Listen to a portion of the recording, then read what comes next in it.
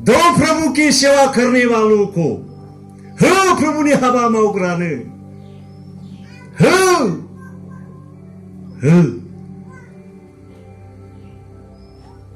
आंनि मण्डलिनो होनो फोरोंदों आं हालुवा मावग्रा गोजा आंनि मण्डलिया बयबो इसेल' दं साफा सानैल' साख्रि मावग्रा आं इसोरखौ हामबाय होनो बेस्रा गोरिबफोर बिसोरो आंनो फन हरो आदै पास्टर आं नोंनो बिदि दोनदोंलै बस्थाव माइ सोनानै दोनो प्रेज द लर्ड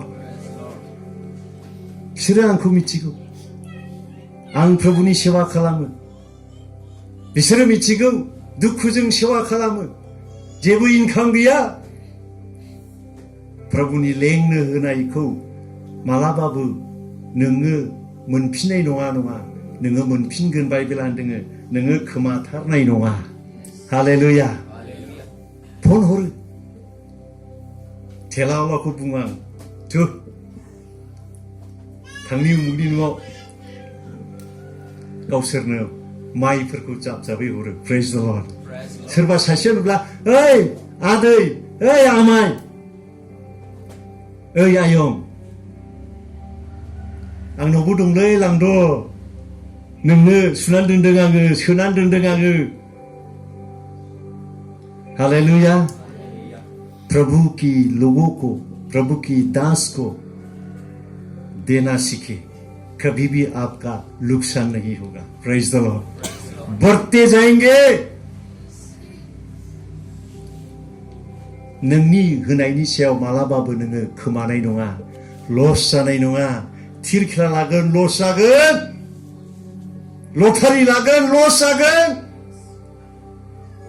किन्तु फोरबुनो होयोब्ला बांलांसिनगोन बेनिखायनो बोसोना बुङो होग्रा जा बांलांसिनगोन होग्रा जा बांलांसिनगोन गोनोखोफ्रा होदों आरो बेजों जिसु गथ'खौ ओरैनिफ्राय ओरै लांनायाव जसेफ मारियाम मोना गेदेर हेफाजाब मोनदों आरो दिनै इसुनि गाहाम बाथ्राफ्रा दैथाय जानांगौ दं नोंनि होनाय आंनि होनाय जों बयनिबो होनायजों हालेलुया हामबायसै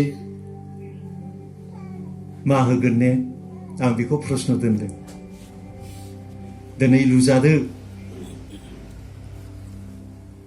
इसोरनि बोसोनखौ मिथिबाय लुजादो दिनै प्रभु आं नोंनो होगोन आंनि खामायनायनिफ्राय नोंनि बोसोना फोरोंबाय आंखौ प्रभु आङो दिनै नोंनो होगोन प्रभु आङो नोंनो बोसोनखौ मिथिहोबाय आंहा सोरबा सासेनो नोंनि गोथां बाथ्राखौ खोन्थानांगौ दं बर'दिना मोननै अपसन दं मोनसेया जादों लावखारफोर बादि खोथानाय मोनसेया जादों गोनोखोफोर बादि दान होनाय बे मोननै बाथ्राजों इसोरनि रायजोआ एरलांनांगौ दं हालेलुया इसोरनि रायजोआ एरलांनांगौ दं बे मोननैबो खोथानाय गाहाम बाथ्राखौ सोरबा सासेनो इसोरनि थाखाय दान होनाय दिस बोथ विल गो टुगेदार बे मोननैबो समान समानै थांनांगौ दङ इसोरनि मानसिफोरनि दारै हालेलुया होमब्ला इसोरनि रायजोआ लुखांलांजागोन मा दिनै लुजागोन ने आं सोरबा सासेनो खोन्थागोन लावखारफोर बादि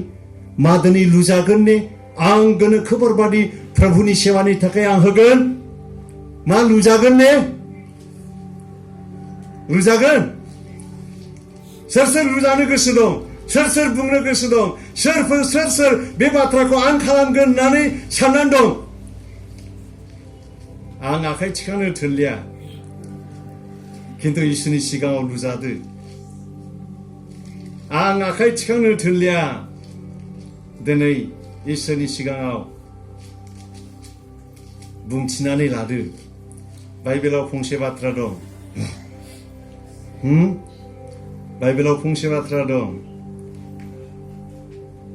दिनै लुजानो थाखाय आं खावलायदों दे जोङो इसोरनि सिगाङाव लुजाग्रा जोङो जानि दे फरायसै बिनिखायनो लुजानायफोरनो आं इसोरनि गोथां बाथ्राखौ होनो थाखाय लुबैदों फै जोङो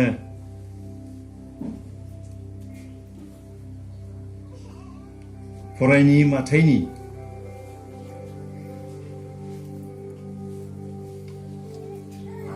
Praise the Lord.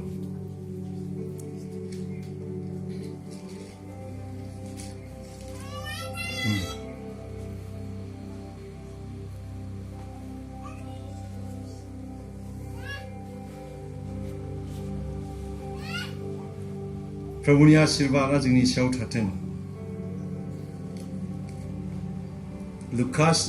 माथाइनि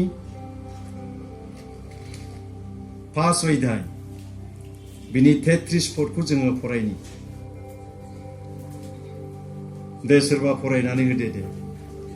दिनै लुजानि 5:33 chapter 5 verse 33 नोंसोरो गोदो बुंनाय बे बाथ्राफोरखौबो खोनाखाबाय। नोंनि लुजाखानायखौ जाफुंहोआलाबायनो दाथा। फोरबुनि लागै नोंनि लुजानायखौ जाफुंहो।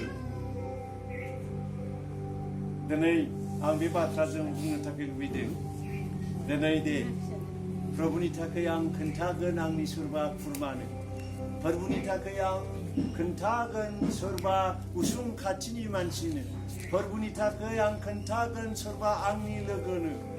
दे जोङो दिनै इसोरनि सिगाङाव लुजानो प्रमिस खालामनि। 2020 आव आं सोरबा सासेनो खोन्थालांबाय थागोन। लाब्लाबो लायाब्लाबो, नाजावब्लाबो नाजावाब्लाबो, खोनासंब्लाबो खोनासङाब्लाबो आं जिसुनि बिसयै लावखारफोरबादि आं खोन्थाग्रा जागोन। आं गोनोखोफोरबादि दान होग्रा जागोन।